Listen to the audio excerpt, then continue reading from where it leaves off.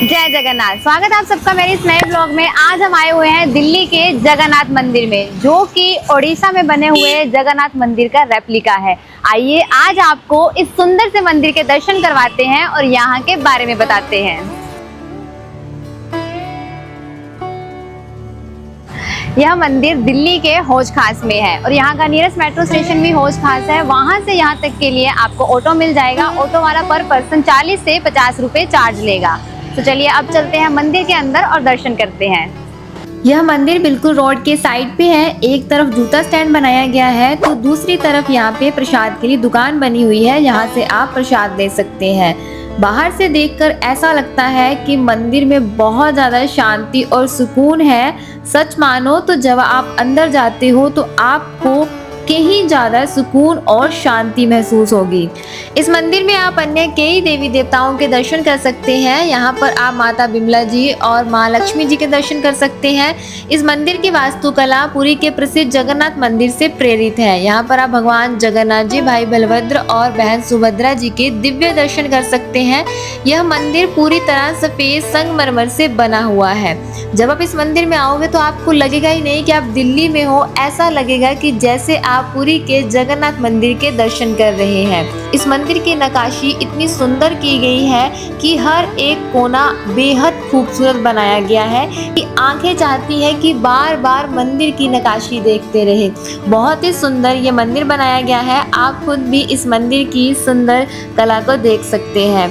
इस मंदिर में हर साल यहाँ भव्य रथ यात्रा निकाली जाती है, जिसमें हजारों श्रद्धालु शामिल होते हैं। मंदिर में महाप्रसाद, भजन कीर्तन और ओडिया संस्कृति की सुंदर झलक देखने को मिलती है। इस मंदिर का निर्माण सन 1967 में किया गया और दिल्ली में बसे ओडिया समाज के लोगों ने इस मंदिर का निर्माण करवाया। इस मंदिर का संचालन नीलाचल सेवा संघ करता है और यहाँ की जो भी सांस्कृतिक और धार्मिक गतिविधियों का संचालन है वो यही संघ करता है। इस मंदिर का मेन उद्देश्य यही है कि दिल्ली में बसे लोग भगवान जगन्नाथ जी, सुभद्रा और बलभद्र जी के दर्शन उसी श्रद्धा से कर सके जैसे कि उड़ीसा में पुरी के लोग करते हैं।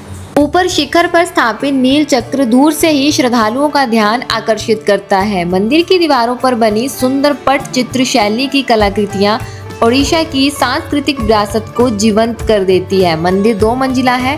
नीचे का तल माँ मौसी माँ को समर्पित है, जबकि ऊपर मुख्य गर्भगृह में भगवान जगन्नाथ जी, बड़े भाई बलभद्र, बहन सुभद्रा और सुदर्शन चक्र विराजमान है। और यहाँ जगन्नाथ परंपरा में मौसी माँ का विशेष महत्व है। रथ यात्रा के दौरान भगवान जगन्नाथ अपनी मौसी के घर भी जाते हैं और इसी परंपरा की झलक यहाँ भी देखने को मिलती है। मंदिर परिसर में आपको सुंदर पुष्प वाटिका, विशाल प्रार्थना कक्ष और भोगशाला भी देखने को मिलती है। यहाँ भगवान के लिए महाप्रसाद तैयार किया जाता है। हर वर्ष आषाढ़ मास में भगवान जगन्नाथ, भगवान बलभद्र और माता सुभद्रा विशाल रथों पर विराजमान होकर नगर भ्रमण के लिए निकलते हैं। हजारों श्रद्धालु रस्सी पकड़कर भगवान का रथ खींचते हैं। मान्यता है कि रथ खींचना अत्यंत पुण्यदायी माना जाता है। दिल्ली में रहने वाले ओडिया समाज के लिए यह केवल एक उत्सव नहीं बल्कि अपनी संस्कृति और आस्था का सबसे बड़ा पर्व है। महाप्रसाद, भजन कीर्तन और सांस्कृतिक कार्यक्रम पूरे वातावरण को भक्तिमय बना देते हैं। मंदिर में रथ यात्रा और महाप्रसाद की परंपराएं पूरी धाम की रीति के अनुसार निभाई जाती हैं। आज की भागदौड़ भरी जिंदगी में भी शायद हम सभी को कुछ पल शांति के चाहिए, और जब आप इस मंदिर में बैठते हैं, आरती की धुन सुनते हैं, घंटियों की आवाज़ गूंजती है और भगवान जगन्नाथ के सामने कुछ क्षण बिताते हैं, तब महसूस होता है कि सच्ची शांति बाहर नहीं भीतर होती है। जगन्नाथपुरी का सबसे बड़ा रहस्य, कहा जाता है कि भगवान श्री कृष्ण के देह त्याग के बाद जब उनका अंतिम संस्कार किया गया तब उनका हृदय अग्नि में भी नहीं जला। मान्यता है कि भगवान विष्णु के आदेश पर राजा इंद्रद्युम्न ने उसी दिव्य तत्व को सुरक्षित रखकर भगवान जगन्नाथ की मूर्ति के भीतर स्थापित कराया। इस दिव्य तत्व को ब्रह्म पदार्थ या ब्रह्म रहस्य कहा जाता है।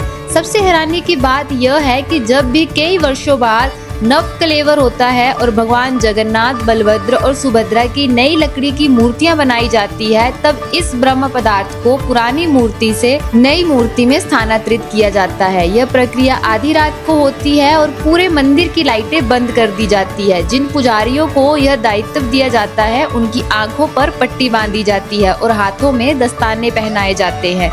मान्यता है कि आज तक किसी ने भी उस ब्रह्म पदार्थ को खुली आंखों से नहीं देखा और न ही उसके वास्तविक स्वरूप के बारे में सार्वजनिक रूप से बताया। आस्था कहती है कि यही दिव्य रहस्य भगवान जगन्नाथ को दुनिया के सबसे अनोखे और रहस्यमय देव स्वरूपों में से एक बनाता है।